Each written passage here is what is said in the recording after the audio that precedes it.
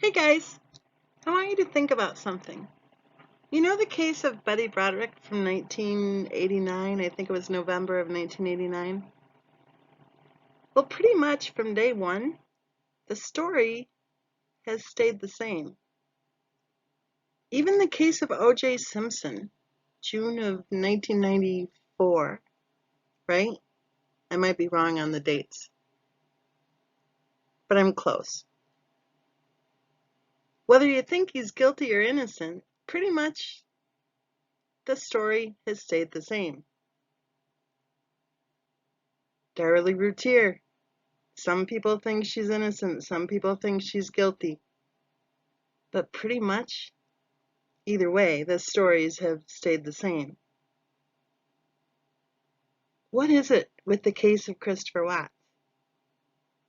We were told that his wife was a successful employee of a billion-dollar company. She wasn't even an employee at all. She was a promoter of an MLM. A promoter. Does anybody believe that she was making 65 grand a year as a promoter for an MLM?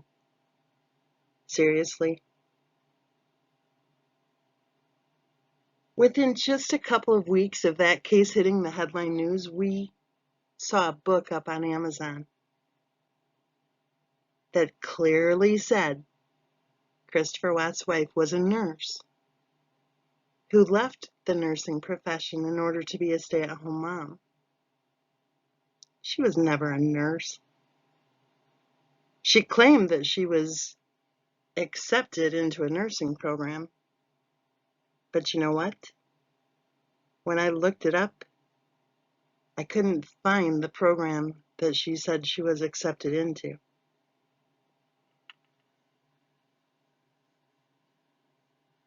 And then, of course, they moved within a few months from North Carolina to Colorado, right? So much for her nursing career. Stay-at-home mom? Then why were both kids in daycare?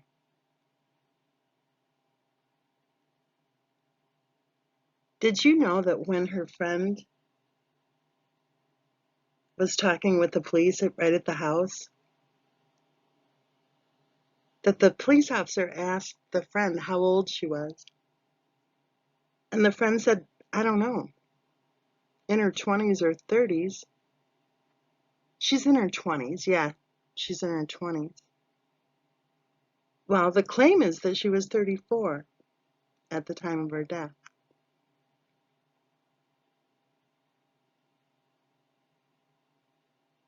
Why do the stories keep changing?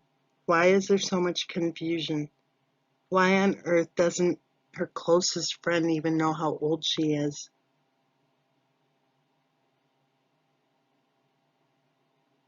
Why did Christopher Watts say that he did not murder his daughters? And then why did he take a plea deal? What was the deal for him? To take the death penalty off the table?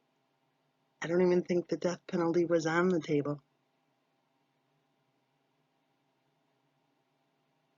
And then a police interview after the conviction, when the detectives went up to the prison and had a sit-down chat with Christopher Watts, and he told a whole other story. I don't know, did he sound believable to you? Why the changing stories? Highly successful, then why the hell were they due in court for unpaid HOA dues? Why weren't their bills paid? Why did they file a bankruptcy just a few years before the tragedy happened? Why were they broke if she was so successful? And do you believe all the stories about all of her illnesses? I'll tell you what I believe. I believe the friend that was interviewed who said that all she had to do was watch a commercial and learn about a new illness, and she'd claim to have that one too. He also said that he didn't think her illnesses were physical. There's one story after another, isn't there? Confusion, outright lies,